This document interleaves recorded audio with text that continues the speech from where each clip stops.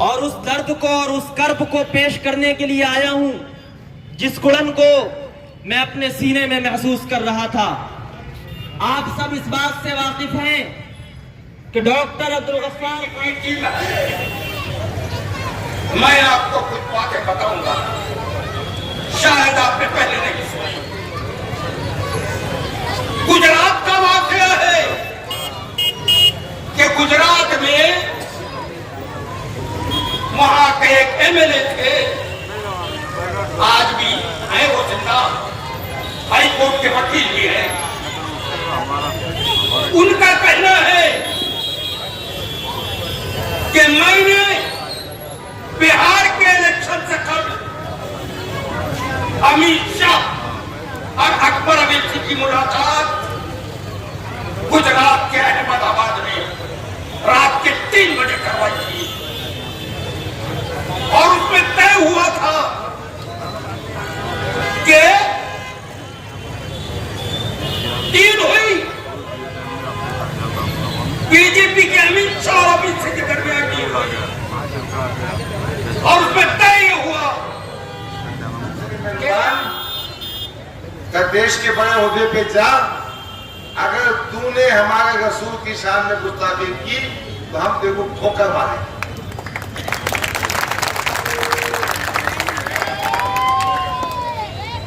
यह है इनका किरदार, यह है इनका कैरेक्टर। भाई, हम इलेक्शन जीतने के मैदान में आए।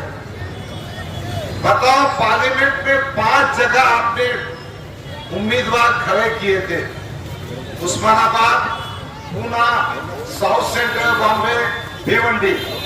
800,000 वोट दिए। कौन किसकी मदद कर रहा? अंदर की बहुत सारी बातें मालूम है मुझे।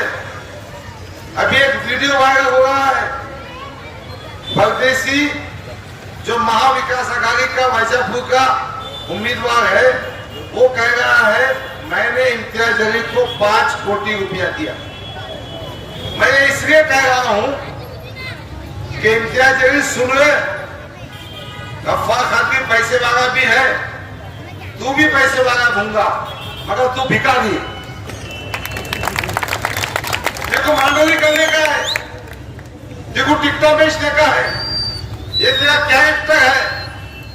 अल्लाह रब्बुल इज्जत के फजल करम से गफ्फार खान को कोई खरीद सकता है?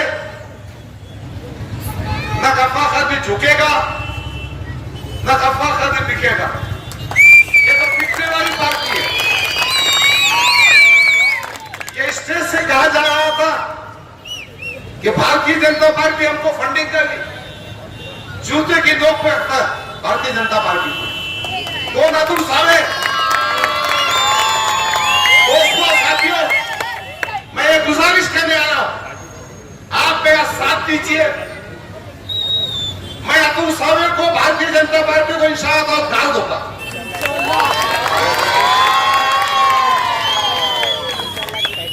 मेरे में ताकत है कि मैं फडणवीस के खिलाफ बात करता हूं, और ये पट्टा, ये फडणवीस का एजेंट है, फडणवीस का गुलाम है। इसीलिए उसने वंचित बहुजन आघाड़ी की गिनती को तोड़ा, इसीलिए पार्लियामेंट में 5 उम्मीदवार दिया। तो ये फडणवीस का जो एजेंट है ना, इसको भी दफन करेंगे अपन, और अतुल सावे को भी, भारतीय जनता पार्टी को भी। अतुल सावे के खिलाफ काफी हिंदू माइंड बना हुआ है। मैं जय भवानी गया था, मैं विश्रांति नगर गया था, वहां की जनता बहुत नाराज है। 10 साल में अतुल सावे ने भी जेब भरने का ही काम किया, देखा, बाकी समाज को नहीं देखा। हम समझ सकते हैं कि दुश्मनी मुसलमानों से है, मगर उन्होंने अपने समाज के दूसरे समाज की मदद नहीं की। बहरहाल, एक गुजारिश करता हूं, दलबंदना तौर पर आप किसी के बहकावे में मत आइए। आपके पास बड़ी बड़ी बातें की जाएंगी, अल्लाह रसूल, सहाबाए कराम, शोधाए करबला बुजुर्गों ने दी, फिर माफी मांगी जाएगी ताकि इसको अपना घर में पैसे जमा करने का मौका दिया जाए। वसूली मास्टर है वो, सिर्फ पैसे जमा करने का काम, उसके सिवा कुछ आता नहीं, और वो भी वसूली मास्टर है। आगे से इसका नथुवन घोड़सी की औलाद है वो। तो भाइयों और दोस्तों, मेरी आवाज मेरी माँ बहनों तक पहुंच गई है। गुजारिश करता हूं कि 20 तारीख को मेरी निशानी है साइकिल, 5वें नंबर पर है ईवीएम मशीन पर, उसके बटन को दबाइए। ये नाथुराम गोडसे की औलाद को, ये भारतीय जनता पार्टी का तुसावे को हम शिकस्त देंगे और इसको भी घर को पहुंचाएंगे जिसने 10 साल वसूली का काम किया, कौम और मिल्लत को बेचने का काम किया, सौदेबाजी की। यही गुजारिश करते हुए आज मैं आपके मंच पर जल्दी जा रहा हूं और मैंने तय किया है कि आज के सदर जलसा तकी हसन खान साहब है। तकी हसन खान साहब आपको मुखातिब करेंगे। हमने संजय नगर में समत किराना स्टोर के पास एक मीटिंग रखी है, उसे मुखातिब करना है। वक्त बहुत कम है, यंत्रणा बहुत छोटी हो गई है, मुखालिफिन साजिशें कर रहे हैं। अकबर साहब इसको फोन करके बुला के पूछ रहे, उसको बुला के बोल रहे, असद साहब भी आएंगे, कोई आंसू भी बहाएगा, कोई नाटक भी करेगा। मैं आपको आगाह कर रहा हूं, खबरदार कर रहा हूं, किसी के आंसुओं में बहकावे में मत आइए। अपने जमीर की आवाज को फैसला कीजिए और हमारी जो निशानी है सरकार, इस पे वोट देकर कामयाब कीजिए। एक और गुजारिश है, 10 तारीख को किरातपुरा का जो स्टॉप है, संडे के दिन रात में मोहतरम अबू आसिम आजमी साहब की सभा होने वाली है। अबू आसिम आजमी साहब समाजवादी पार्टी के रियासती सदर है कि कौन आदमी एमएलए क्यों बनना चाहिए, एमपी क्यों बनना चाहिए और सियासी ताकत क्या होती। मेरा मानना है कि आपका एमएलए पुलिस इंतजामिया के पास जब कभी नाइंसाफी होगी तो पहुंचना चाहिए। गुज़िश्ता 10 साल का रिकॉर्ड देखिए, जो मशरक़ी हल्के से एमआईएम के उम्मीदवार है वो कभी पुलिस स्टेशन नहीं जाते। हाँ, बकरीद के ईद के मौके पर गए थे तो मालूम ये हुआ जिनको गिरफ्तार किया गया था बैरों के सिलसिले में, उनमें उनका एक भांजा भी था। यानी पुलिस के पास नुमाइंदगी करने का मकसद अपने भांजे को बचाना था। मैं कहना चाहता हूं, बताओ ऐसे कौन सी जगह है जहां आपने नुमाइंदगी की पुलिस के पास। मैं आपको जिम्मेदारी से कहता हूं कि मोहतरम किसी का फोन कॉल भी नहीं उठाते। मैंने कई वक्त कई फोन किए, मेरा फोन नहीं उठाते। पार्टी का सदर जब वक्त पड़ता है वंचित बहुजन अघाड़ी से इत्तेहाद का तो हमारे गालों पर हाथ लगाता। ये हमको फोन करके कहते हैं कि जस्टिस कौन से पार्टी के बजाय मुझे उम्मीदवारी दी जाए। कि एंड टाइम पर जब मैंने महसूस किया कि पार्टी मुझे टिकट देना नहीं चाहती तो इमरान प्रतापगढ़ी का फोन आया। मैं दहली गया। हमारी पार्टी इतनी मेहरबान थी और इम्तियाज जलील ने इतने बयान दिए थे, अगर डॉक्टर गफ्फार कादरी को कांग्रेस का टिकट दिए तो मैं नांदेड़ से लोकसभा की सीट उम्मीदवार बनकर गिराऊंगा, मैं यहां से खड़ा रहूंगा, मैं वहां से खड़ा रहूंगा। मगर मुझे मेरे साथियों पर, मेरे बुजुर्गों पर, मेरे गरीब नौजवानों पर फख्र है कि उन्होंने मुझे हिम्मत दी और कहा कि डॉक्टर साहब आप चुनाव लड़िए। मैं अबू आसिम साहब का शुक्रगुजार हूं, हालांकि उनको भी काफी डराया गया, उनके खिलाफ उम्मीदवार देने की किया गया, मगर अबू आसिम आजमी साहब ने मुझे टिकट दिया और मैं आज समाजवादी पार्टी का उम्मीदवार की हैसियत से आपके सामने उस वक्त तक खामोश रहना चाहती है जब तक दूसरी पार्टी में टिकट डिक्लेयर ना हो जाए, यानी तमाम दरवाजे बंद होने के बाद पार्टी मुझसे कहना चाहती थी कि हम आपको टिकट नहीं देंगे। मैंने बैरिस्टर सुल्तान साहब से कहा था, एक खत भेजा था कि गुज़िश्ता 10 साल से मेहनत कर रहा हूं, 200 के करीब वोटर्स रजिस्ट्रेशन के कैंप इस मशरक़ी हल्के में मैंने दिए, लाखों रुपए खर्च किए और आज अल्हम्दुलिल्लाह इस मशरक़ी हल्के में मुस्लिम वोटर्स की तादाद 1,45,000 है। और मैं समझ रहा था कि जब मुझे पार्टी टिकट देगी तो मैं इन वोटों की तादाद पर, मेरे पार्टी के तंजीमी ढांचे की मदद पर, हमारे कारपोरेटर्स की मदद से ये इंतखाब बहुत आसानी से जीतूंगा। मगर दोस्तों और साथियों,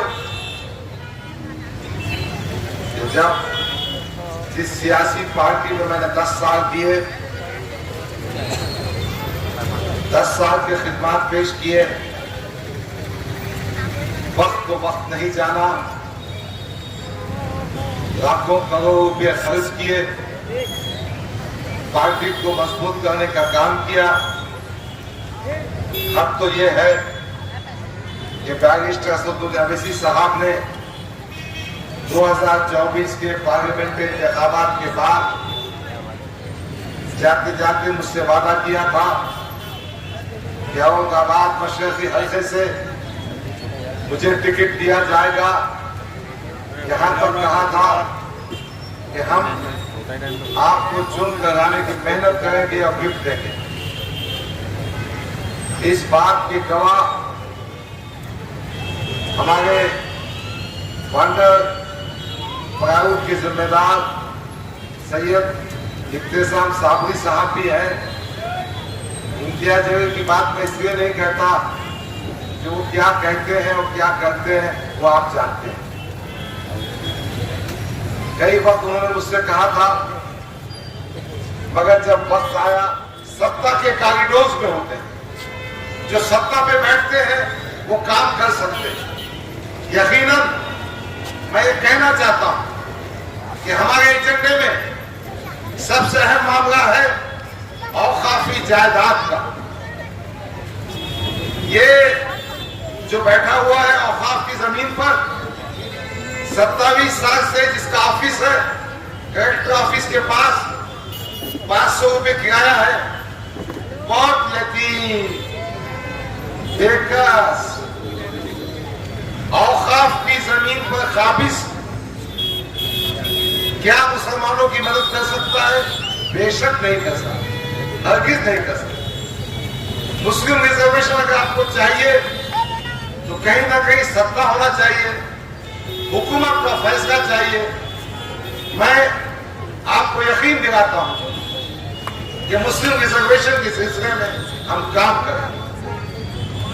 मैं एक बात और कहना चाहता हूं कि इनका जो विकास है, इनका जो पहनावा है, इनकी जो गुफ्तगू है, उसमें काफी तजाद है। एक छोटी सी बात करके अपनी बात खत्म करता हूं। रसूलुल्लाह सल्लल्लाहु अलैहि वसल्लम की शान में जो गुस्ताखी की गई वो हर मुसलमान के लिए दुख की बात। और जो गुस्ताखे रसूल होता है हम उसकी सूरत देखना भी पसंद नहीं करते, उसके मुंह पे थूकना पसंद नहीं करते।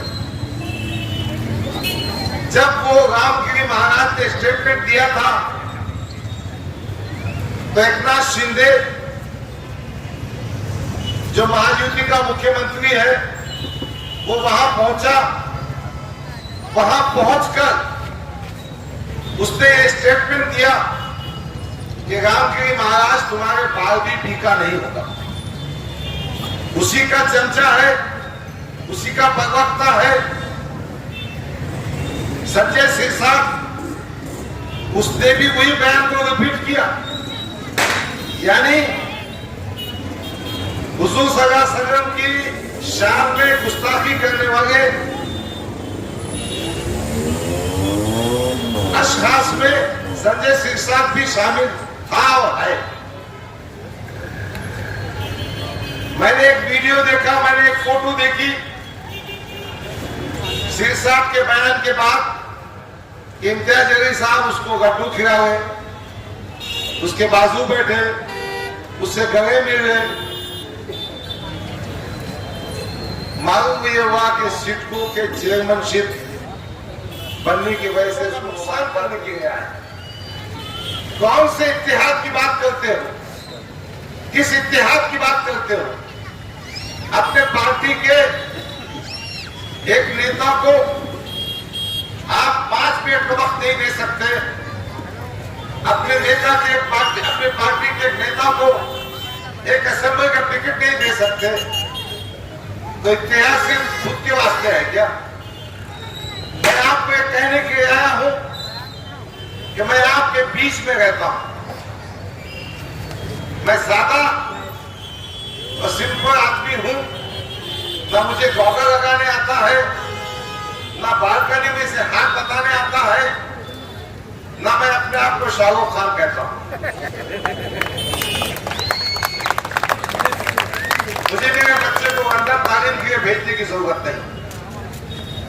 मेरे दिमाग में एक मिशन है, मेरे दिमाग में एक मकसद है कि जरूरत पड़ने पर मेरे पास ना कॉर्पोरेटर का ओहदा था, ना एमएलए का ओहदा था, ना खासदार का ओहदा था।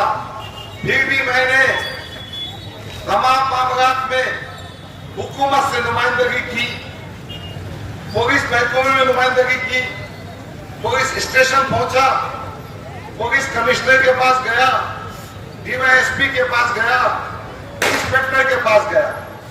तो मैं कहने के लिए आया हूं कि जरूरत पड़ेगी तो गफ्फार खातरी सबसे आगे, सबसे पहले आपकी नुमाइंदगी करेगा। दूसरी बात और सुन लो, समाजवादी पार्टी महाविकास आघाड़ी का हिस्सा है। ये और बात है कि यहां पर कांग्रेस पार्टी उसका एक उम्मीदवार दिया हुआ है, वो इतना कमजोर है कि कहीं ना कहीं कांग्रेस पार्टी को मैनेज किया है। मगर समाजवादी पार्टी इंडिया की 3रे नंबर की पार्टी और महाविकास आघाड़ी पार्टी की ये जो गठजोड़ है, इंशाअल्लाह इसकी हुकूमत बनेगी। जब इसकी हुकूमत बनेगी तो फैसले भी होते हैं। देखो, कौमों की किस्मतों के फैसले किया था कि मैं स्कूल बनाऊंगा, स्कूल तो बना नहीं, हमारे बेटे बेटियों की तालीम का मकसद तो पूरा नहीं हुआ। 10 साल गुजर गए। हाँ, इन्होंने अपने बेटे को लंदन तालीम हासिल करने के लिए भेजा।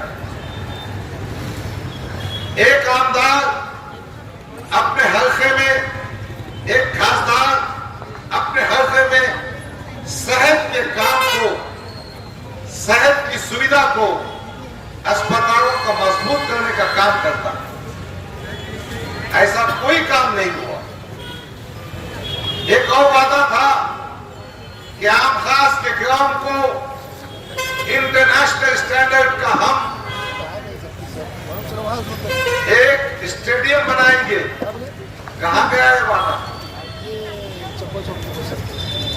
एक और बात मैं कहना चाहता हूं कि आपकी हिम्मत, ये आपकी ताकत, ये आपकी मजबूती कि 10 साल के बाद अकबरुद्दीन अवैसी को फिर बुलाना पड़ा। यानी अकबरुद्दीन अवैसी साहब आएंगे, असदुद्दीन अवैसी साहब आएंगे, आपके सामने कहेंगे अल्लाह के वास्ते, रसूल के वास्ते एक बार माफ कर दो। नहीं भाई, मैं कहना चाहता हूं, आपने 2 मौके दिए, एक एमएलए की हैसियत से, एक मेंबर ऑफ पार्लियामेंट की हैसियत से, और दोनों दफा आपने आवाम को नाउम्मीद किया। मैं आपके सामने कहना चाहता हूं कि इस हल्के से भारतीय जनता पार्टी का उम्मीदवार अतुल सावे खड़ा है। अतुल सावे 2014 में भी चुनकर आया था, 2019 में भी चुनकर आया, कुछ वोटों से अपनी शिकस्त हुई। कहीं ना कहीं मेरी पार्टी जिसमें मैं पहले था वो जिम्मेदार है, क्योंकि वंचित बहुजन आघाड़ी का इत्तेहाद तोड़ने का मकसद फडणवीस को खुश करना था। अगर वंचित बहुजन आघाड़ी और एमआईएम साथ में होते 15 से 20 एमएलए चुनकर आते, मोहतरम की बात ये थी एमपी ना बने। यही इसी को कहते हैं खियादत। मैं आपके सामने कहने पाया कि आज समाजवादी उम्मीदवार की हैसियत से मैं कहना चाहता हूं, मैंने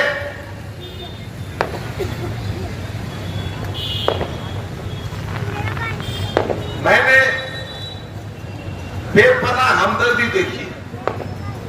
आपको इस बात का एहसास है कि गफ्फार खातरी के साथ नाइंसाफी हुई। आपको इस बात का एहसास है जिस शख्स ने इस हल्के असेंबली में 10 साल मेहनत की, उसका पत्ता काट दिया गया। आपको इस बात का भी अंदाजा है कि कांग्रेस के टिकट ना लेने के लिए हेमंत रेड्डी का फोन कराया गया। कांग्रेस का टिकट नहीं मिलने के लिए कांग्रेस पार्टी को ब्लैकमेल किया गया। आपकी ये हमदर्दियां, आपकी ये मोहब्बत मैं महसूस कर रहा हूं और इसका इजहार भी आप कर रहे हैं। यकीनन बड़ी तादाद में वोट हमको मिलेंगे। दूसरी बात, आज भी मराठा समाज का बड़ा हिस्सा पूरी ताकत के साथ इंशाअल्लाह हमारा साथ देगा और गरीब वोट भी हम ले सकेंगे। मैं आपके सामने जिम्मेदारी से कहना चाहता हूं कि ये सीट हम जीतेंगे, पूरी ताकत से जीतेंगे और कामयाबी इंशाअल्लाह हमारे कदम चूमेगी। आज की तारीख में इम्तियाज जलील उनको माखूज जवाब भी देंगे, पार्टी का एजेंडा भी बताएंगे और ये भी बताएंगे कि किस तरह से हम इन इंतखाबात में कामयाबी हासिल करेंगे, किस तरह से हमारे बच्चों के मुस्तकबिल को, हमारे नौजवानों की रोजगार का मसला, हमारी औकाफी जायदाद की हिफाजत और हमारे को सर उठाकर जीने का हासिल होगा। तो आपसे गुजारिश है कि संडे के दिन किरातपुरा के स्टाफ पर अबू आसिफ साहब का जो जलसा है शाम में 7 बजे से 10 बजे तक उसमें मौजूद रहिए। आपने मेरी बात को सुना, शुक्रिया। मैं तमाम शहर नशीब के बैशर जिम्मेदारों से इजाजत लेकर आपसे इजाजत लेके दूसरे जलसे में जाने की आपसे विनती करता हूँ, गुजारिश करता हूँ। शुक्रिया। खुदा हाफिज़।